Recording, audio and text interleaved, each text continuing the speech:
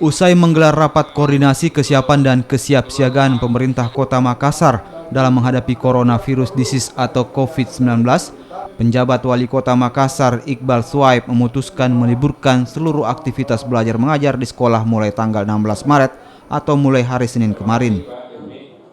Iqbal Suhaib meliburkan seluruh sekolah mulai dari pendidikan usia dini, TK, SD, SMP, SMA, hingga perguruan tinggi sekota Makassar selama 2 pekan ke depan. Selain sekolah, seluruh kegiatan yang bersifat umum dan mengumpulkan banyak orang juga dilarang. Dan pemerintah Kota Makassar meminta agar warga untuk mengurangi aktivitas di luar rumah dan mengisolasi diri untuk keselamatan bersama. Hari ini tapi mulai besok sudah dihentikan. Ini sekolah dari TK sampai SMP Pak ya? Iya. UMBK gimana Pak? UMBK seperti apa Pak ke depannya? UMBK? Kan mulai SMK. Ya, yang hari ini yang hari ini mulai besok definisinya. Jadi makanya nanti kita kumpulkan kepala sekolah ini untuk bicara teknisnya. Ini kan ada UMBK yang akan berjalan Pak. Apakah ditunda atau bagaimana Pak? Itu kami undang semua kepala sekolah ini, kami bicara teknisnya. Tapi yang pasti kegiatan berkumpul besok itu di sekolah sudah tidak ada.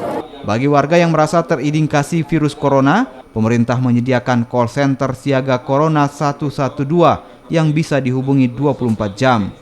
Dinas Kesehatan juga memastikan warga yang terindikasi corona akan mendapat layanan kesehatan secara gratis. Memenuhi kriteria baru boleh dirujuk ke rumah sakit yang lain, sehingga perawatan di rumah sakit rujukan bisa lebih maksimal. Bunda kan sebenarnya hanya 1 rumah sakit rujukan, ini menjadi 4, apakah memang ini melihat 7 di Sulsel. Jadi dulunya ada 100 rumah sakit rujukan yang ditunjuk Kementerian Kesehatan, sekarang menjadi 132 rumah sakit rujukan di Sulsel 7, 4 di Makassar termasuk Parepare, Toraja dan Sinjai. Jadi 7, yang 4 di Makassar, Tajudin Halik, Pelamonnya, Labumbadi dan Wahidin.